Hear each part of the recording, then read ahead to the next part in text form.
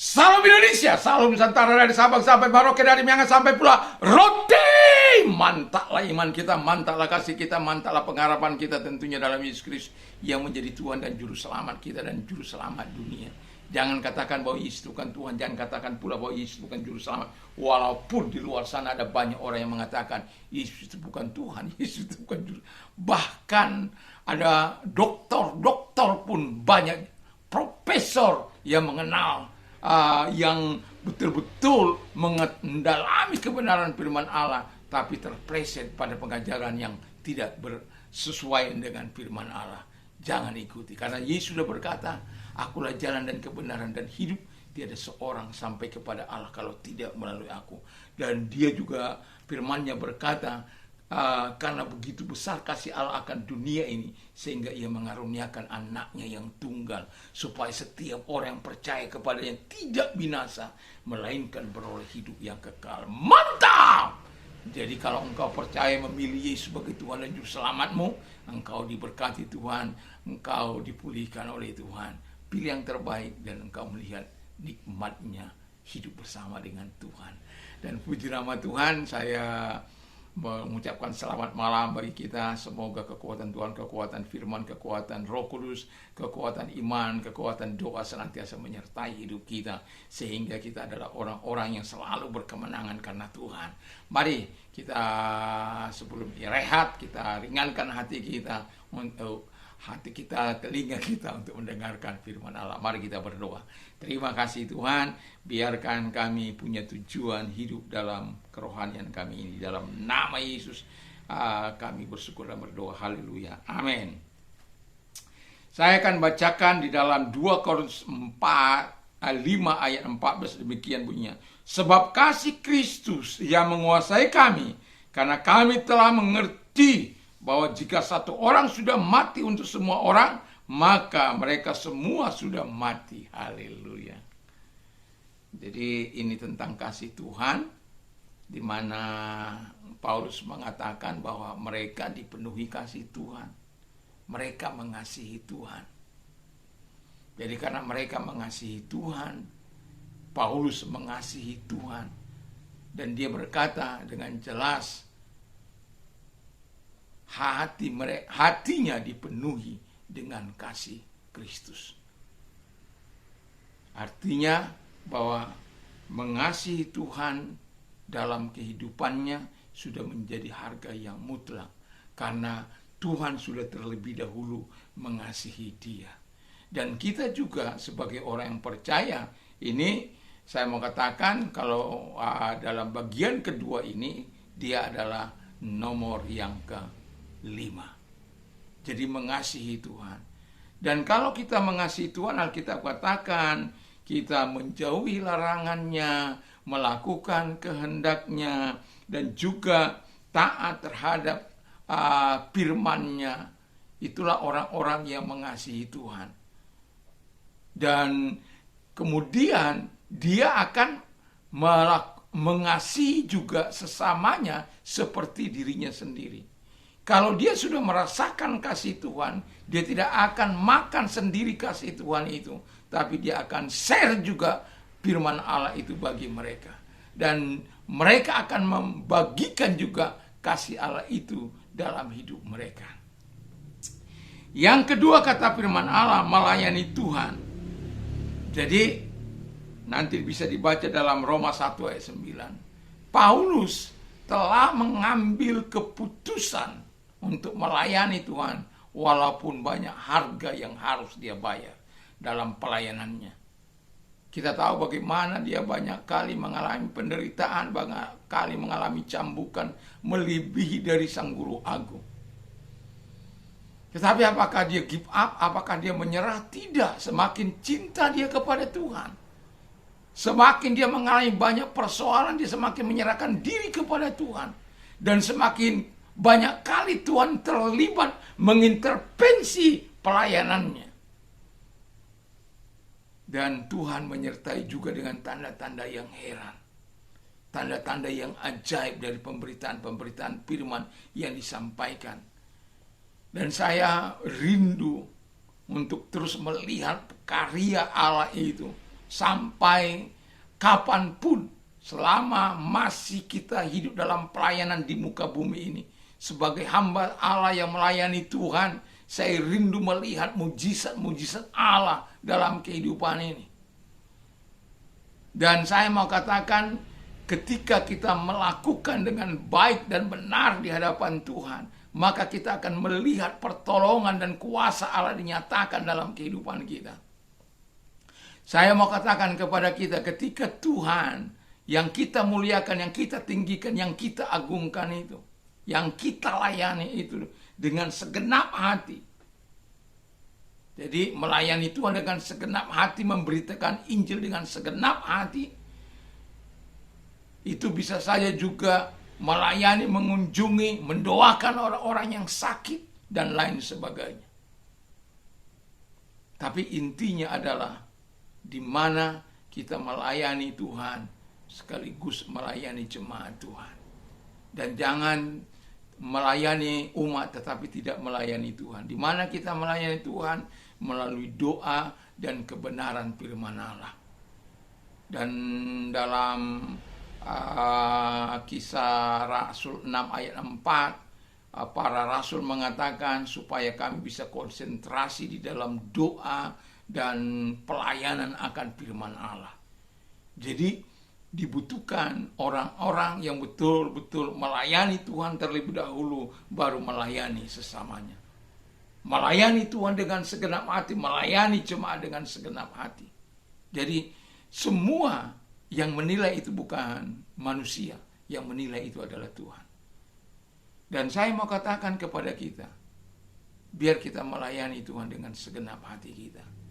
Biar kita melayani Tuhan dengan setulus-tulusnya di hadapan Tuhan. Yang terakhir, dan tidak kalah penting, bagian yang ke-6, bagian ini, bagian yang bagian yang ke-7. Kalau bagian yang sekarang ini 1, 2, 3, bagian yang ketiga.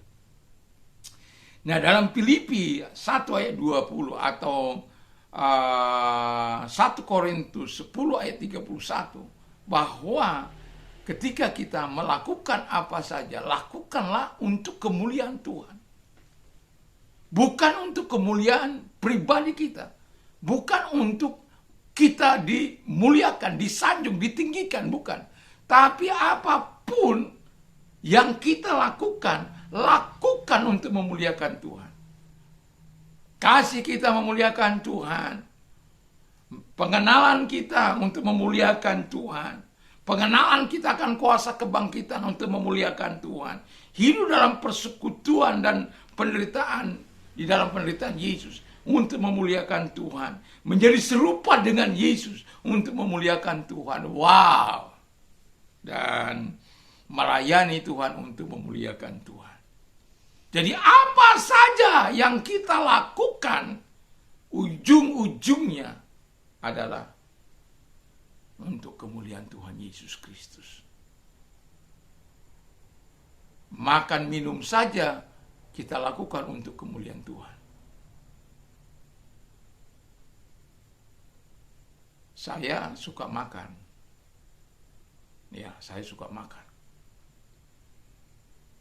Tapi ketika saya minta tubuh saya untuk tidak makan, dan biasanya dia nggak memberontak. Karena kalau dia makan, saya kasih makan. Bayangkan saya bilang sama tubuh saya mau kurangi kamu 15 kilo.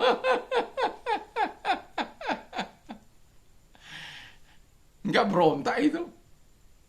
Kalau berontak kan jadi sakit-sakit gitu. Enggak pernah berontak. Juga nggak pernah buat masalah itu, enggak. Dan sekarang setelah turun 15 kilo, saya bilang lagi, turun 10 kilo. Jadi 75 kilo. Dengan berat saya yang tinggi saya 170-an lebih, 178 apa 177, udah lupa saya. Jadi itu udah balance, udah seimbang, sehingga mau lari kah, mau apakah sudah nikmat. Mau kayang, ya saya biasa kayang walaupun sudah tua begini, masih mau kayang saya, ya Jadi kalau kalau 1-2 hari itu tidak kayang, itu rasanya pinggang saya sakit. Tapi kalau saya kayang itu semangat. Ya, jadi tiap pagi itu harus upaya kayang setiap pagi. Jadi yang mau saya katakan adalah memuliakan Tuhan dengan tubuh kita, memuliakan Tuhan dengan melakukan apa yang baik,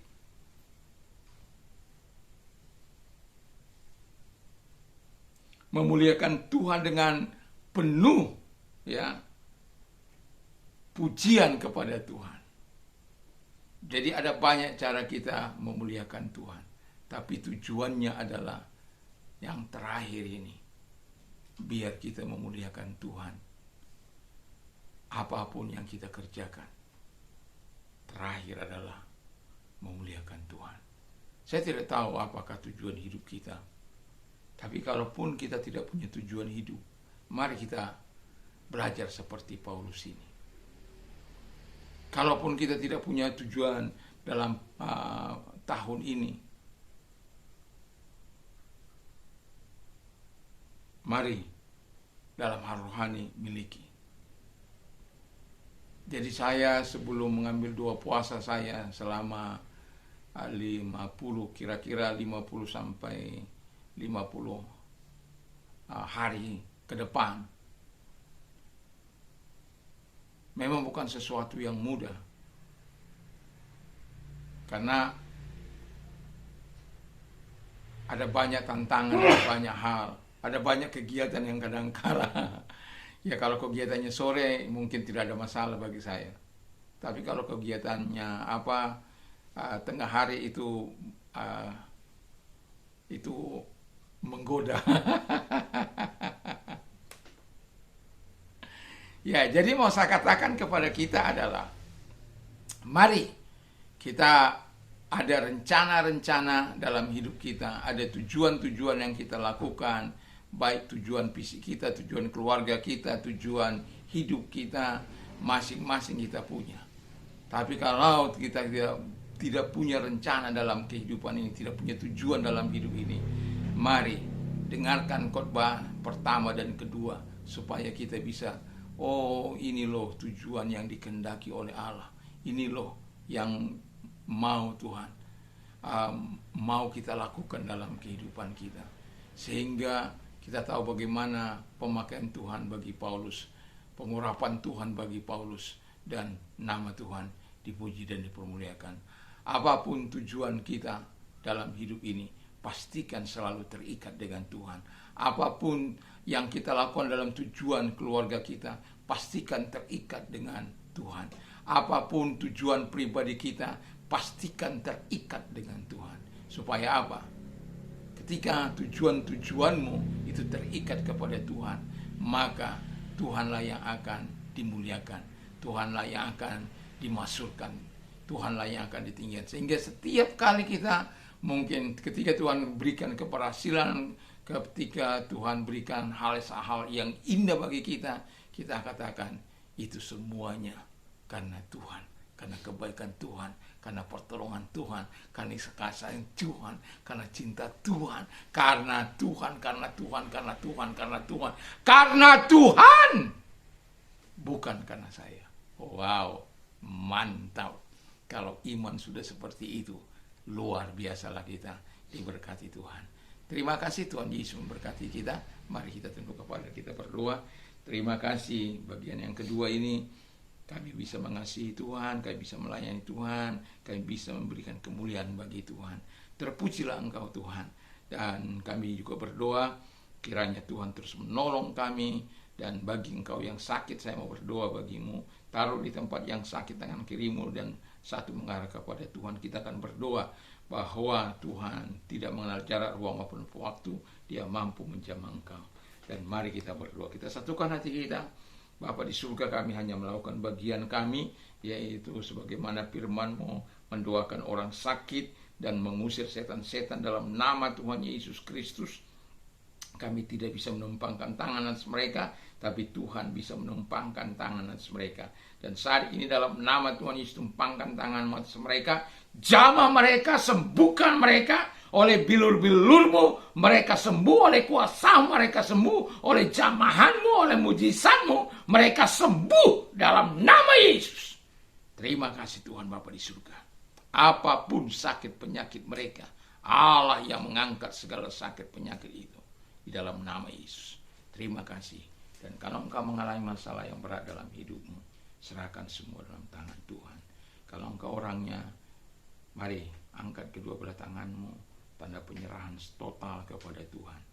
Tuhan, kau lihat tangan-tangan yang terangkat kepadamu, mereka menyerahkan hidup mereka kepadamu Tuhan. Dan ulurkan tanganmu, menjamah mereka, menopang mereka, jangan pernah lepaskan tanganmu dari mereka. Tetapi engkau selalu menuntun mereka, melepaskan mereka dari segala persoalan mereka. Di dalam nama Yesus, pertolonganmu mereka rasakan, kebaikanmu mereka rasakan, kasihmu mereka rasakan, jawaban-jawaban doa mereka nikmati, dalam namamu dimuliakan dan ditinggikan. Terima kasih Bapa di surga, dalam nama Yesus, haleluya, amin. Selamat pagi, selamat malam. Selamat kita beristirahat tentunya bersama dengan Tuhan. Damai sejahtera yang melampaui segala akal akan melihara hati dan pikiran kita. Mantap, mantap, mantap.